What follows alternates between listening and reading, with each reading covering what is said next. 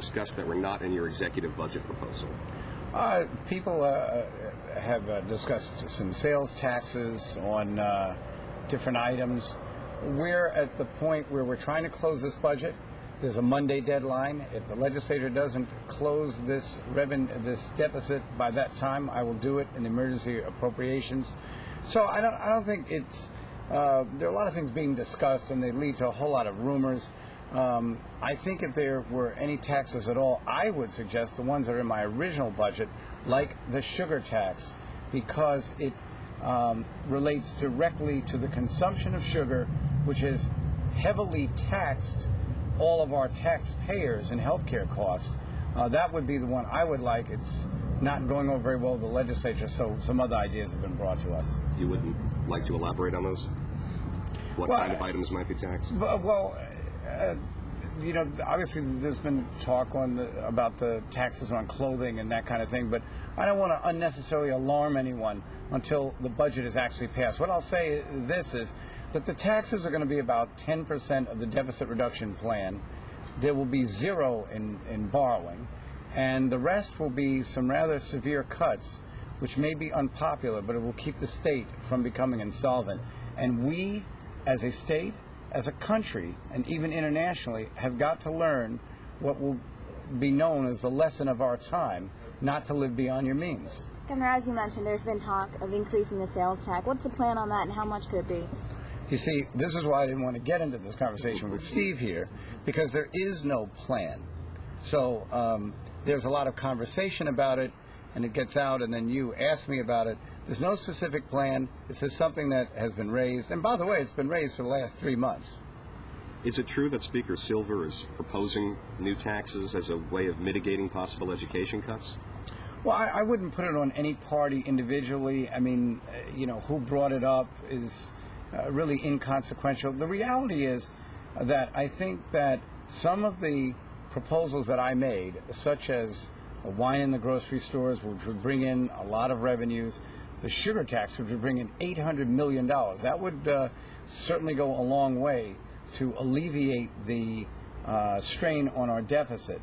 That when you start hearing about some of the more recent proposals, you realize that the original ones we made weren't so bad.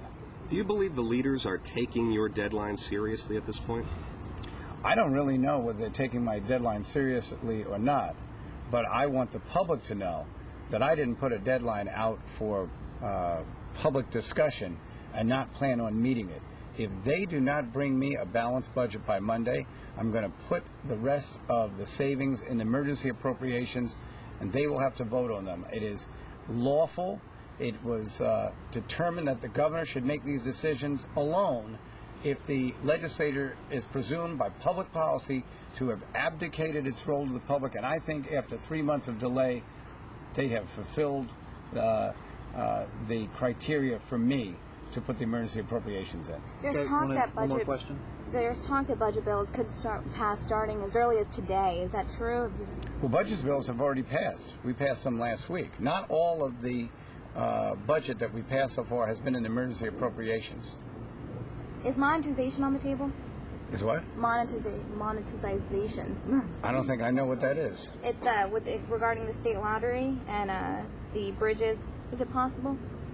I don't think it's monetization of any of the state lotteries. I don't think it's been widely discussed, but right now we're entertaining a lot of different ideas at the last minute to try to balance this budget, and I would suggest that some of the ideas that seem so abhorrent to the legislature that we've been proposing, some of the cuts that we have wanted to make, when you start hearing some of these new proposals, which are a little frightening, the ones that we suggested aren't so bad. The reality is that these are tough choices. It's time to make them. The day of reckoning for New York State has come. The time to stop living beyond our means is here.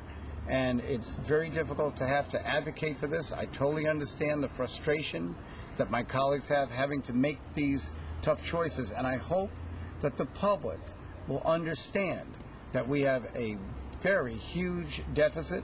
And it's going to have to be reduced, and there's going to have to be some pain. But the pain of what will happen if this state goes into insolvency or, God forbid, goes into default, will be manifest compared to what we're going through now. Thank you, Governor. Is the SUNY overhaul still a sticking point? Is the SUNY overhaul still a sticking point? Will you take it as standalone? The overall sticking point is that we have not met the deficit that needs to be reduced.